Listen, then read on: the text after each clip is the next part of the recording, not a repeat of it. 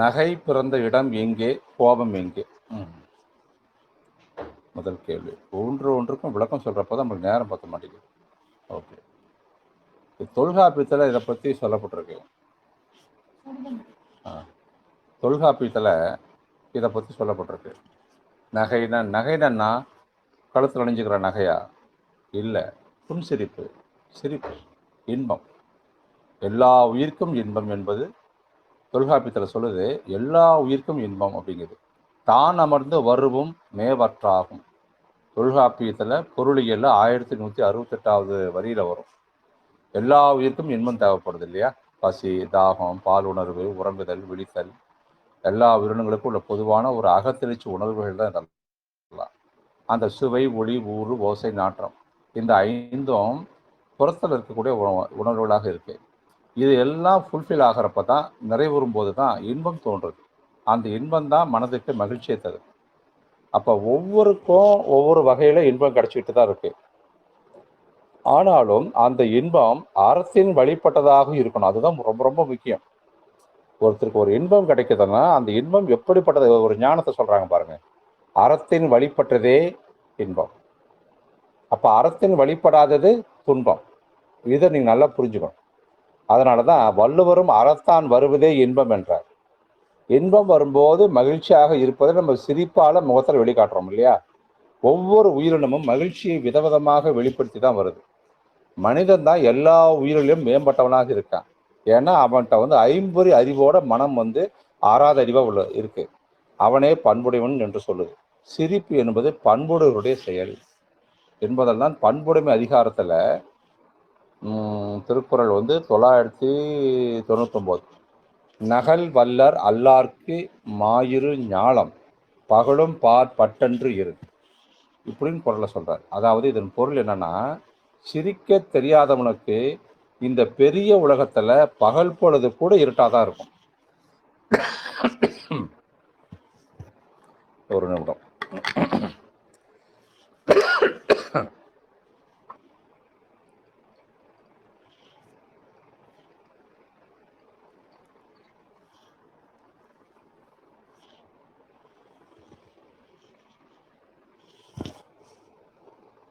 பூமியில வாழுகின்ற எந்த உயிரினங்களும் கொடுக்காம மனுஷனுக்கு மட்டும் இறைவன் கொடுத்திருக்க ஒரு விலை மதிக்க முடியாத மிக உயர்ந்த வரம் தாங்க இந்த நகை என்ற சிரிப்பு.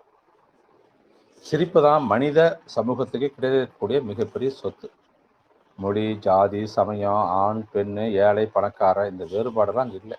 அனைவருக்கும் பொதுவாக பயன்படுத்துகிற ஒரு மொழி என்னன்னா சிரிப்பு. வார்த்தைகளற்ற மொழிகளான அன்பு, மௌனம், காதல் என்று நீளுகின்ற பட்டியலில் கூட சிரிப்புக்கும் சிறப்பான ஒரு இடம் இருக்கு. சிரிப்பு மொழிக்கு முன்னதாக மனிதன் கண்டுபிடித்த முதல் தொடர்பு ஊடகம். அகில உலகத்துக்கும் பொதுவான ஒரு மொழி சிரிப்பு. சிரிக்க தெரிந்த ஒரே விலங்கு மனுஷன்தான். பார்வையற்ற, கேட்கும் திறன் இல்லாத குழந்தைகள் கூட பிறந்த சில நாட்களில் சிரிக்குது, நம்ம பார்க்குறோமே. சிரிப்பு நம்மகிட்ட இருக்கும்போது தாங்க நம்மகிட்ட இருக்க அந்த அழுக்காறு, அவா, வெகுளி, இன்னாச்சொல் இந்த நாளும் இல்லாமல் போகுது. அப்போ இந்த சிரிப்பு உலகை ஆளுகின்ற உன்னதமான சக்தி, மனதை மயக்குகின்ற மந்திர சக்தி, அனைவரையும் கவரக்கூடிய அற்புதமான சக்தி, ஒவ்வொருவரையும் நீண்ட நாள் வாழ வைக்கக்கூடிய நிரந்தரமான சக்தி, பூட்டி கிடக்கின்ற வாழ்க்கையை திறக்கின்ற மந்திர சாவி சிரிப்பு மட்டும்தான். உங்களுக்குள்ள ஒரு ஆனந்தம் வரணுன்றதுக்கு தான் இந்த நகை என்ற ஒரு வார்த்தையை கொஞ்சம் விரிவாகவே நான் சொல்லிட்டப்போ. வாழ்க்கை எப்பயும் பூட்டி தான் கிடக்குது. ஆனால் சிரிப்பு சத்தம் கேட்கும் பொழுது அது திறந்து கொள்கிறது. இது சொன்னவர் யார் தெரியுமா? கவிஞர் வைரமுத்து. நகைச்சுவை உணர்வு என்னிடம் இல்லை என்றால் நான் எப்போதோ தற்கொலை செய்திருப்பேன். இது சொன்னது யாரு? காந்தியடிகள். சிரித்து வாழ வேண்டும், பிறர் சிரிக்க வாழ்ந்திடாதே. இந்த சிரிப்புக்கு முக்கியத்துவம் கொடுத்து தன்னம்பிக்கையை ஊட்டி வளர்த்தவர் தான் சினிமாவில் பாடலாசிரியர் இருந்த புலமை பெற்றார். கலைவாணர் கூட இதை பற்றி சிரிப்பை பற்றி சொல்லியிருக்கார். சிரிப்பு இதன் சிறப்பை சீர்தூக்கி பார்ப்பதே நமது பொறுப்பு. கருப்பா வெளுப்பா என்பதை எடுத்துக்காட்டும் கால கண்ணாடி. சிரிப்பு நமது களைப்பை நீக்கி கவலையை போக்கி மூளைக்கு தரும் சுறுசுறுப்பு. இதை துணையாக கொள்ளும் மக்களின் முகத்தில் துளங்கிடும் தனி செழிப்பு. வசனம் நிறைய சொல்லிட்டு போயிட்டார். அப்போ இந்த உலகையே தனது அற்புத நடிப்பாற்றலால் சிரிக்க வைத்த சார்லி சாப்ளின் எல்லாத்துக்கும் உங்களுக்குலாம் தெரியும். அவர் ஒரு பேட்டியில் சொல்றார், உன் வேதனை பலரை சிரிக்க வைக்கலாம், ஆனால் உன் சிரிப்பு ஒருவரை கூட வேதனைப்படுத்தக்கூடாது. எனக்கு எப்போதுமே அழ வேண்டிய சூழ்நிலை வந்தால் மழையில் நனையும் போதுதான் அழுவேன். ஏனென்றால் மழையில் நனையும் போது அழுதால் யாருக்கும் தெரியாதல்லவா என்று சொல்ல அப்படி அழுதுகிட்டே சொல்றார். இந்த மழையில அழுகின்ற அனுபவத்தை நான் என் குருவுகிட்ட பொதிகை மலையில் இருக்கிறப்ப நான் கற்றுக்கிட்ட ஒரு ஞானம் அது. இந்த அழுகையை கூட தவமாக மாற்ற முடியும்னு அன்னைக்கு தான் நான் உணர்ந்தேன். புத்துயிர் எனக்கு வந்தது அப்பதான். அழுகை நம் மன அழுக்கை, ஆன்ம அழுக்கை சுத்தப்படுத்துவதைக் கண்டு பிரமித்து போயிருக்கேன். இப்போதெல்லாம் எனக்குள்ளே நிறைய முறை அழுது கொண்டிருக்கின்றேன். இதை எமது குருவிடம் சொல்லி அவரிடம் அழும்போதெல்லாம் அவர் சொல்றார். இது இப்போ நான் சொல்ற வாசகங்கள் என் குருநாதர் சொன்னார். நம்முடைய குருநாதர், மகனே, அழுவதைக் கண்டு வேதனை கொள்ளாதே. உன் அழுகை நீளும் வரை நன்றாக அழுதுவிடும் மகனே. அது உன் மனதையும் மும்மலங்களையும் சுத்தப்படுத்தி அவைகளை இன்னும் நன்றாக அழித்து கொண்டிருக்கிறது. அந்த கண்ணீரின் சக்தி உன் உயிரையும் இன்னும் பளிங்கனை போன்ற தெளிவான உன் உயிர் மலரை மலர வைத்து கொண்டே இருக்கும். உன் உயிர் கமலம் எந்த அளவுக்கு மலர்ந்து மலர்ந்து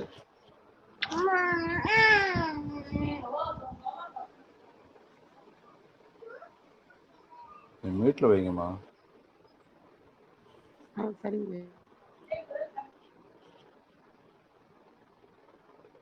யாருமா?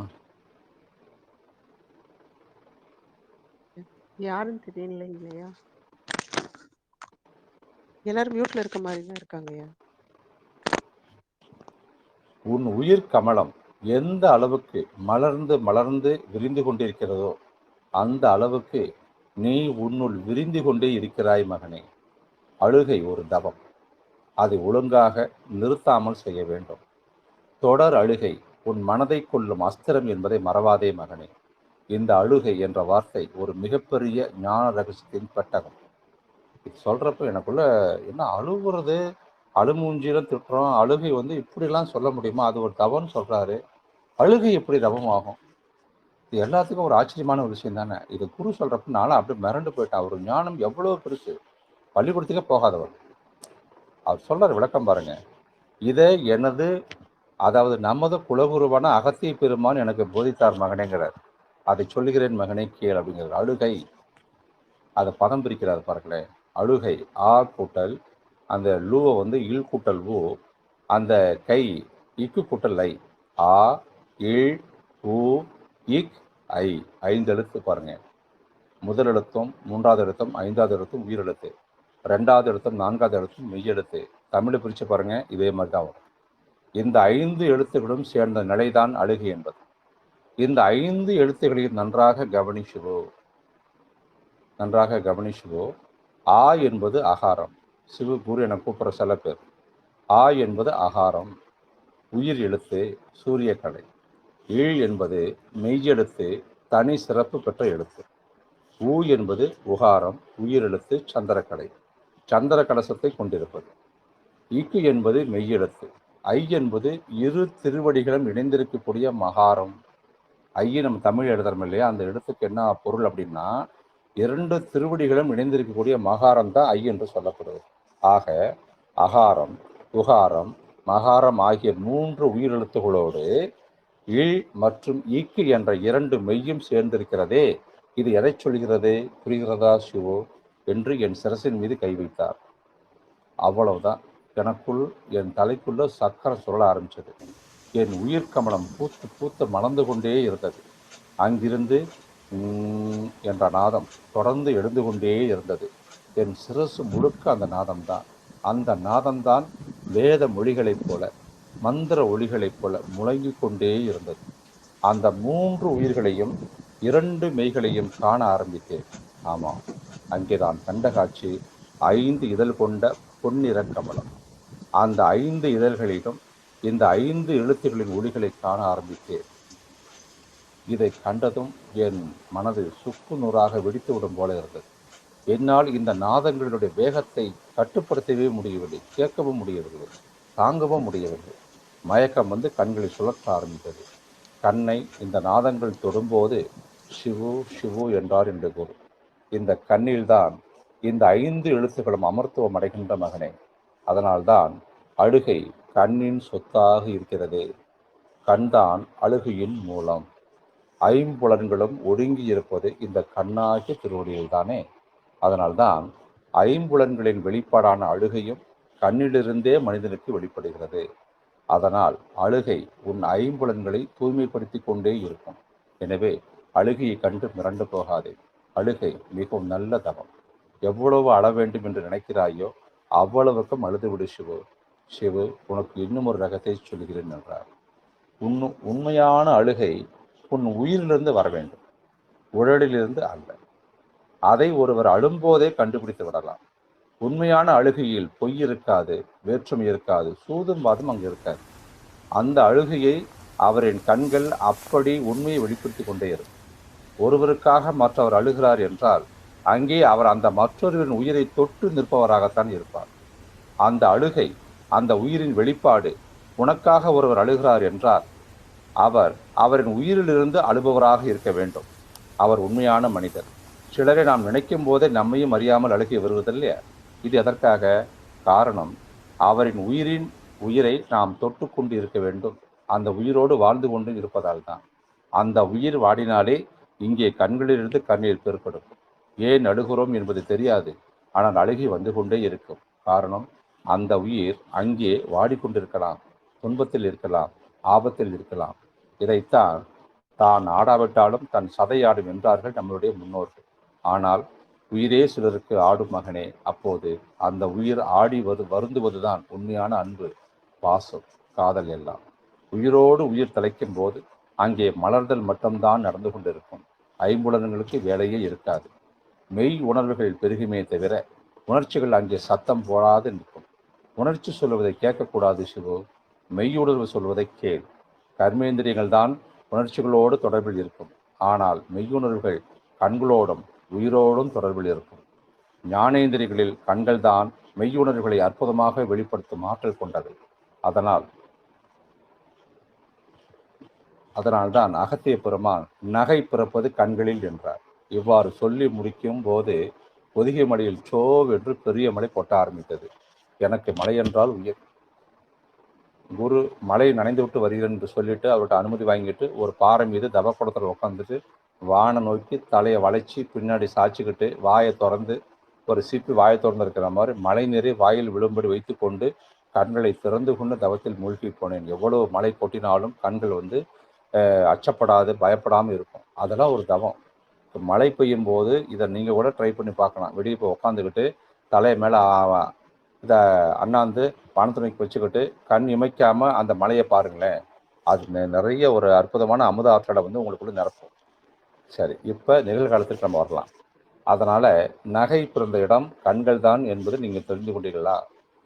அந்த காலத்தில் அரசவையில் சிரிக்க வைக்கிறதுக்கு ஒரு விதூடகன் ஒருத்தனை வச்சுருப்பாங்க, ஒரு மன்னர். சமஸ்கிருத நாடகங்கள் கூட விதூஷகன் அப்படின்னு ஒரு நகைச்சுவை நடிகர் இருப்பார். முதல் காட்சியே சூத்திரதாரர் என்னும் நகைச்சுவை நடிகர் தான் அவன் வருவார். சர்க்கஸ் கூட நீங்கள் பார்த்துருப்பீங்களா? ஒரு கோமாளியில் மூக்கில் ஒரு தக்காளி பழம் மாதிரி ஏதோ ஒரு உருண்டையாக சோப்பான்னு வச்சுட்டு வருவார். ஒரு திரைப்படத்தை எடுத்துக்கிட்டால் கூட நகைச்சுவை பகுதி ரொம்ப முக்கியம். மக்களை சிரிக்க வைக்கிறோம்னா நகைச்சுவை நடிகர்கள் தங்களுடைய முழு படைப்பாற்றலையும் பயன்படுத்துவாங்க. சிரிப்பினுடைய அருமையை மனிதன் உணராமல் கிடையாது.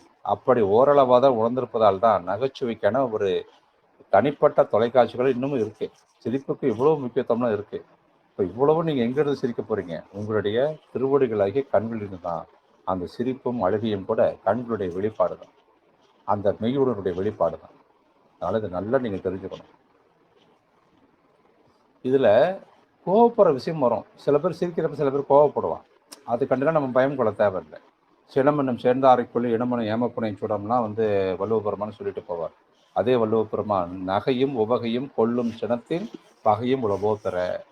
வாய் விட்டு சிரிக்கிற நகையும் உள்ளத்தால் சிரிக்கிற உவகையும் சினம் கொண்டுடும். இந்த நிலை மாற குடும்பங்களை மகிழ்ச்சி நிலைக்க வீடுதோறும் புன்னகை என்ற செடியை நட்டு மகிழ்ச்சி என்ற தண்ணீர் இதயங்களுக்குள் பாய்ச்சி கவலை என்ற கலையை வேரோடு பிடுங்கி சந்தோஷம் என்ற மலரை மலரச் செய்தால் இல்லம் சொர்க்கமாகும், உங்கள் உள்ளம் கோவிலாகும். எந்த பக்க விளைவும் இல்லாததானே ஏது. சரி, இப்போ அடுத்த வரிக்கு நம்ம போகலாம். நரகம் ஏழா நரகமானது எங்கே? நரகம்னா என்ன அர்த்தம்? துன்பத்தில் இருக்கிறதுக்கு பேருக்கு நரகன் பேர். இப்போ நரகத்தில் போட்டுருவாரு, நம்ம பாவம் பண்ணால் நரகத்தில் போட்டுருவா என்ன சொல்கிறாங்க, அங்கே போய் துன்பத்தில் போட்டு வதைச்சு நம்மளை துன்பப்படுத்தி கஷ்டப்படுத்த வைப்பாங்க. இப்போ பொய் மூட்டைகளை சுமந்து கொண்டு வாழ்வதற்கு தான் துன்பம் நரகம். அந்த பொய்யும் புரட்டும் நடப்பது எங்கே? மும்மடங்களுடைய துணையால் தானே நடக்குது. அது இருப்பது எங்கே? நம்ம மெய்ப்பொருள் தானே அந்த மும்மடங்கள் வந்து உட்காந்துருக்கு. அப்போ அதிலும் மெய்ப்பொருளை அதனோடு இருக்கின்ற ஞான செல்வங்களை அடைய விட்டாம போர்வை போல மூடி தடுத்து கொண்டு இருக்கு இல்லையா அதுதான் மும்மடங்களுடைய குணாதிசயம். மும்மடங்களுடைய தேகத்துல நீடிக்கிற வரைக்கும் மனுஷனுக்கு துன்பங்களும் வேதனைகளும் ஏமாற்றங்களும் தோல்விகளும் இருக்கத்தான் செய்யும். மும்மடங்கள் தேகத்துல இருக்கிற வரைக்கும் நீடிக்கிற வரைக்கும் துன்பம் வேதனை ஏமாற்றம் தோல்வி இருக்கத்தான் செய்யும். துன்பங்களும் துயரங்களும் தான் நரகம். அவை மனதனுடைய வியாபாகங்களால் மனிதனுக்கு நிகழ்கிறது. நம்ம பழங்கால புராணங்களை கூட அந்த நரகங்கள் 7 இருக்குன்னு சொல்லியிருக்காங்க. அந்த ஒன்று வந்து கூடசாலம், 2வது கும்பி பாகம், 3வது அல்லல், 4வது அதோகதி, 5வது ஆர்வம், 6வது பூதி, 7வது செந்து. இந்த 7 நரகங்கள் இருக்கிறதா சொல்லிடுது. ஆனால் அந்த 7மே மெய்ப்பொருள்களில் மூடி தொலைச்சிக்கிட்டு உட்காந்துருக்கு, மறைஞ்சு போயிருக்கு. சரி, இப்போ அடுத்த வரி, தகைத்து மறந்த இடம் எங்கே நினைப்பும் எங்கே. இதை பற்றி சுந்தரமூர்த்தி சுவாமிகள் வந்து திருவெண்ணநல்லூரில் வந்து ஒரு பதிகம் பண்ணது என் நினைவுக்கு வந்துச்சு. அதை தேடி கண்டுபிடிச்சேன். நான் ஏன் பல நாளும் நினைப்பின்றி மனத்து உன்னை பேயாய் திரிந்து எய்த்தேன் பெறலாக அருள் பெற்றேன் வேயார் பெண்ணை தென்பால் வெண்ணை நல்லூர் அருள் துறையுள் ஆயா உனக்கு ஆளாய் இனி அல்லேன் எனலாமே. என்ன பொருள் அப்படின்னா, மூங்கில்கள் நிறைந்து வரும் பெண்ணையாற்றினுடைய தென்பால் உள்ள திருவெண்ணை நல்லூரினுடைய கண்ணதாகிய அருள்துறை திருக்கோயில்ல எழுந்தரிக்கக்கூடிய தலைவனே, எம் சிவனே, பரமேஸ்வரனே, நாய்போலும் கீழ்மை உடையவனாகிய ஞான் உன்னை எனது பழைய நாட்களில் பலவற்றாலும் மனத்தால் நினைப்பது அன்றி பேய்போல அலைந்து திரிந்தேனே. இருந்தாலும் இதுபோன்று பெறுவதற்கு அரிதான உனது திருவருளை இன்று நான் பெற்றுவிட்டேனே. இந்த பேற்று எனக்கு அளித்த உனக்கு நான் ஏற்கனவே அடியவனாக இருந்து அடியவனுக்கும் அல்லேன் என எதிர்வழக்கு பேசியது பொருந்தாது இருக்கின்றது. என்னை மன்னித்து அருள்வாயாக. அப்ப நினைப்பை பற்றி சொல்லக்கூடியதுக்காக சொல்றேன். இது கூட திருமந்திரத்துல அறிவு அறிகின்ற அறிவு நனவாம், அறிவு அறியாமை அடைய கனவாம், அறிவு அறியாமை சுளுத்தி, அறிவு அறிவாகும் ஆணும் துரியமே. அப்ப உணர்வாய் உள்ளது நானாய் உள்ளது நினைப்பு என்கிற மகானின் நான் கடவுள் தத்துவம் திருமந்திரம் சொல்றது. எங்கு நான் உள்ளதோ அங்கு நினைப்பு இருக்கும். அதை உணர அறிவை அறியும் பேரறிவு வேணும். அதுதான் சுழுமனை நாடி திறப்புதல உருவாகிறது. ஆராதாரத்துல அழுத்துகின்ற மெய்யுணர்வு நினைப்பு. ஆராதாரத்துல அழுத்துகின்ற மெய்யுணர்வுக்கு பேர் தான் நினைப்புன்னு பேர். எனவே அந்த நினைப்பு தான் கடவுளாக மாறும். அறிவது அறியாது அறியாமை நிலையடைவது கனவு. கண்ட பகுதியை உணர்வாகிய நினைப்பு கடக்கும் போது பிடரிக்கண்ணனுடைய சில பதிவுகள் காணல் நீர் போல கனவு காட்சி போல நம்மளுக்கு தோணும். அறிவை பற்றிய பின்னும் தன்னை அறியாதிருப்பது சுளுத்தி. அதுதான் உறக்க நிலை. அந்த அறிவு பேரறிவோடு ஒன்றிய நிலை துரியம். தன்னை அறிந்த அறுதியில் என்ற ஆன்ம நிலை அது. ஜீவன் அறியக்கூடிய பரத்தினுடைய நினைப்பும் ஒன்றிய நிலைதான் அது. இந்த மனிதனுடைய 4 செயல்பாடுகள் இருக்குல்ல, நமது குருமகான் வந்து அடிக்கடி நமக்கு உணர்த்தது வந்து விழிப்பு நிலை, கனவு நிலை, உறக்க நிலை, உணர்வு நிலை தான். இந்த 4 நிலைகளையும் கடந்த அதீத நிலைக்கு, அதாவது துரியாதீதத்துக்கு போகணும். அதுதான் வெட்ட வழி தத்துவம். அந்த நிலைக்கு நாம் வரணும்னா என்ன பண்ணணும்? அறியாமை அறிவை வெல்லுவதை அறிய வேணும். அப்ப அறிவால அறியாமை தான் வெல்ல முடியும் இல்லையா? அவனென்று ஓரணம் அசையாதுன்னு சொல்றாங்க. ஆமா, உன் நினைப்பென்று எதுவும் அசையாதுன்னு சொல்றது தான் அதுவும் ஆமா. அப்ப நினைப்பு உள்ளவரை சிவம், நினைப்பு ஒளிந்தால் சவம். நினைப்பை விட்டு அகலாத நினைவே ஆதி. ஜீவன் அந்த நிலையை அடைவது சமாதி. இதுதான் திருமூலர் கூற 8வது கடைசி படித்தாலும் அட்டாங்க யோகத்தில். அப்ப ஜீவன் சிவனானால் முக்தி. அதற்கு வழிகாட்டி யாரு? சர்க்குரு. அவர் கொடுத்த உபதேசம்தான் பற்ற வேண்டிய மெய்யுணர்வு.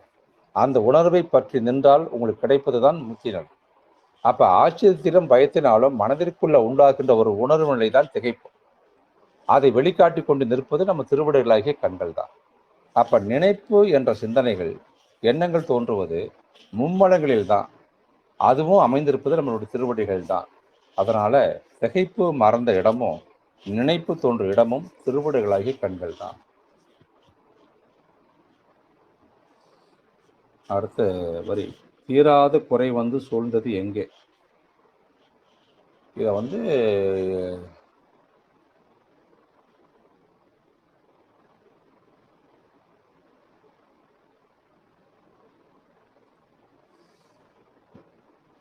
தீராத குறை திருப்புகழ்ல ஒரு பாடல்ல அருணாச்சலம் சொல்லுவாங்க, மேருமலை சூரியனும் திங்களும் பிற கோள்களும். பாடல்களை சொல்லாம நான் விளக்கத்தை மட்டும் உங்களுக்கு சொல்றேன். இந்த மாதிரி சூரியனும் திங்கள், சூரியன் திங்கள்னா சந்திரன் அல்லவா, பிற கோள்களும் வலம் வருவதாக புராணங்கள்லாம் சொல்லுது. ஆனால் ஆதிசேடன் என்ற பாம்பு திருமாலுக்கு துணையாக அணையாக இருக்கு. பாம்புக்கும் கருடனுக்கும் இயல்பாகவே பகை உணர்வு உண்டு. ஆனால் பாம்பு சிவபெருமானது திருக்கணத்தில் இருந்தும் அதற்கு இறை கிடைக்கல, காற்றுதான் உண்டு வாழுது. பார்க்கடலிலிருந்து அமுதம் வருது, அதை கடைந்த அவுணரும் அமரரும், அசுரர்களும் அமரர்களும் பங்கு பெற விரும்பி அங்கே உட்காடுறாங்க. ஆனால் அசுரர்களுக்கு கொடுக்காம தேவர்களுக்கு மட்டும் அமுதத்தை திருமால் கொடுக்க விரும்புகிறாரு. மனதை மயக்கி மோகிக்க செய்ய மோகினி வடிவம் எடுத்து அந்த அசுரர்களை ஏமாத்திட்டு அமுதத்தை கொண்டு போய் வந்து தேவர்களுக்கு கொடுக்குறாரு. இதை ஒரு மோகினி வந்து ஒரு அமரருக்கு மட்டும் அமுதம் வாங்கிட்டான். மயங்கி அந்த அசுரம் வந்து ஒருத்தன் அந்த தேவர் மாதிரி வடிவம் எடுத்து வந்து உட்காடுறான். அவனுக்கும் தெரியாமல் வந்து அந்த மோகினியாய்க்கு திருமால் வந்து அமுதம் கொடுத்துட்றாரு. சாப்பிட்டு வந்து அவன் பார்த்தா அப்படியே உணர்வு இல்லாமல் உட்காந்துடுறான். அவரோட ஒருத்தன் மட்டும் உணர்வு பெற்று அமரோடு கலந்து அமுதம் பெறான். அவன் அசுரன். அவன் யாருன்னா, அந்த கோபத்தில் இவன் தவறாக பண்ணிட்டேன்னு சொல்லி திருமால் வந்து வாளால் வெட்டுற பொழுது தலை தனியாக உடல் தனியாக பிரியுது. அதுதான் வந்து ராகு கேது சொல்லுவாங்க. அப்போ சூரியனும் சந்திரனும் மோகினிகிட்ட சொல்கிறாங்க, மோகினி அகப்பையில் அந்த உணவை வந்து கொடுக்குற, அது 2 கூறா போகுது. எனினும் அமுதம் உண்டதால் அவன் வந்து இறக்கலை. என்னதான் பண்ணாலுமே அவனை வெட்டி போட்டாலுமே அவன் வந்து சாகலை. அவன் தான் ராகு கேதுவாக மாறி வருஷத்துக்கு ஒரு முறை, அந்த 1.5 வருஷம் நினைக்கிறேன், அது சூரியனையும் சந்திரனையும் வந்து அது விழுங்குவதாக சொல்லப்படும். அப்போ இதெல்லாம் வந்து தவத்தின் மூலமாக வரக்கூடிய அந்த பாம்பு தான் நம்மளுடைய இரு வினைகள். அவரவர் வினைப்பயனை அவரவர்கள் தான் நுகர்ந்து கழிக்கணும். அவரவர் எந்த நிலையர் இருந்தாலும் அதுக்கு விதிவிலக்கு கிடையாது. ஆக அந்த தீராத குறை என்பது மனிதர்களுடைய காணப்படக்கூடிய மும்மலங்கள் கொடுக்கின்ற வினைப்பதிவுகளை தவிர வேறு கிடையாது. அவை எங்கு சூழ்ந்திருக்கு? ஞான செல்வங்களை தன்னகத்தை கொட்டி வைத்திருக்கக்கூடிய அந்த திருவடிகளில் தான். இந்த தீராத குறையான மும்மலங்கள் திருவடிகளை விட்டு அற்றுப்போனால்தான் நமக்கு பிரம்மஞானம் என்ற ஞான செல்வமே கிடைக்கும். சரி, அடுத்த வரி, பகல் இரவு இருந்த இடம்தான் எங்கே? இந்த ராப்பகலற்ற இடம்தான் இது. இதை பற்றி ஏற்கனவே நம்ம ஒரு முழுசாக வந்து ஒரு பேச்சுரை வந்து கொடுத்துருக்கோம், நம்மளுடைய யூடியூப் சேனலில் இருக்குது. அதனால் இதை பற்றி அதை விளக்கம் சொன்ன கிட்டத்தட்ட இதுக்கே வந்து ஒரு 1/2 மணி நேரம் ஆகிடும். ஆனால் அந்த ராப்பகலற்ற இடம் என்பது என்ன? நம்மளுடைய உயிர்கோடு இருக்கின்ற இடம் தான் ராப்பகலற்ற இடம். அங்கே போய் அமர்ந்துக்கிட்டு தான் நீங்கள் தவத்தை பண்ணணும். அங்கே தவம் பண்ணுகின்ற பொழுது தான் உங்களுடைய தேகமானது சிரஞ்சீவி நிலையில அடையும்.